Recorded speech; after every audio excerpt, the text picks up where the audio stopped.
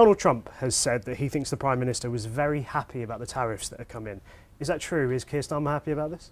Well, we're continuing our discussions, our conversations with our counterparts in the United States to get the best possible deal for our country, for our industry and our jobs. Those discussions are ongoing and we're working hard to get a deal. So is he happy about the tariffs that have come in, the Prime Minister? Well, no one is going to welcome tariffs. That's why we are in those discussions, having those conversations at the moment, because we want to secure the best deal for Britain. The Trump administration seems to be insistent that we impose a 20% tariff on them, and people at home will be hearing that. Is that true? We have tariffs on a range of goods that come into the UK, but the average tariff on US imports is around 4 or 5%. We're in discussions at the moment with our counterparts in the United States. Since our Prime Minister Keir Starmer went to Washington a few weeks ago and had very productive meetings with President Donald Trump, we were invited to start those discussions, start those negotiations. We continue those at the moment to try and get the best deal for our country. You say the average is around 3 or 4%. The Trump administration says it's around 20%. Is it quite frustrating to see that difference? And do you have any idea why they're doing this? We're in discussions at the moment, and actually those discussions are very productive. We're making good progress, but those discussions are ongoing at the moment. Do you think there's any sort of scenario where we would retaliate? Got to keep a cool head. That's really important in any sort of negotiations, and any response from the UK government will always be with the British national interest in mind, which is why we are working closely with the UK business community, particularly our big exporters, and the Prime Minister met a number of those yesterday. I've also been in extensive discussions with UK firms, and as we respond, any response will always reflect their concerns, the opportunities and challenges that they tell us exist. Is it an option that is on the table? The Prime Minister's been really clear that, of course, we keep all options on the table, but the focus right now is on those discussions and on those negotiations with our US counterparts. That's the most important thing that we can do to represent the national interest at this time. We often ask Prime Ministers or those who are running to be Prime Minister if they're comfortable pressing the big red nuclear button. In a similar vein, as Chancellor, would you be comfortable imposing tariffs on one of our closest allies if you had to?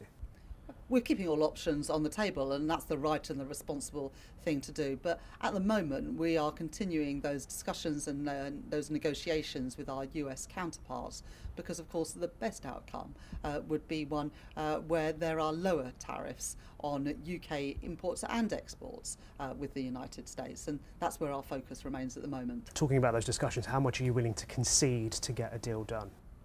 Well, those discussions are ongoing, and I'd probably best not to have them in the media, but instead to have them in private with our US counterparts. Obviously, it was in our national interest to get a deal, and we will always, as the UK government, act in the national interest. Would we be okay to water down or scrap our digital services tax if we had to? Well, digital services tax, all tax policy, is the matter for the Chancellor in budgets, and it is right that companies pay taxes in the countries in which they operate, and in fact the US share those concerns as well. So we're in those negotiations at the moment, and we'll continue to do so because that's the right thing to do for British jobs and British industry. The economy is barely growing as it is. Forecasters say that these tariffs would massively potentially impact our growth forecast. That must send a shiver down your spine.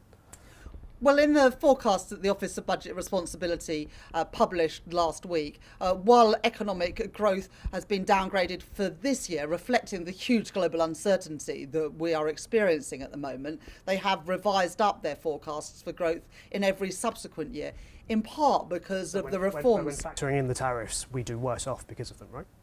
Well, let's see where we get to with the negotiations with the United States. But the reason why the Office of Budget Responsibility has revised up our growth prospects in future years is because of the planning reform that this Labour government is bringing in. And we're building on that today by supporting our hospitality and cultural industries sector with new rules on licensing, which we've got a task force working on over the next 6 weeks, bringing in a pilot in London to help our our economy prosper, help create good jobs in all parts of the country. And last question, a man who was once your opposite number, Jeremy Hunt, has been speaking, talking about turning the UK into a Singapore-on-Thames in response to these tariffs. What do you make of that? Is that an option that's on the table?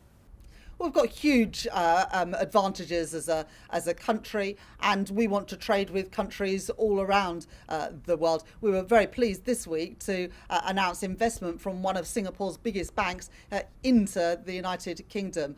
So we have the confidence of investors from around the world. The International Investment Summit last year brought in £63 billion of investment. Our planning reforms, our reforms to regulation, and today's announcements on licensing reform are all about making Britain a great place to start and grow a business. Chancellor, thank you very much for your time. Thank you.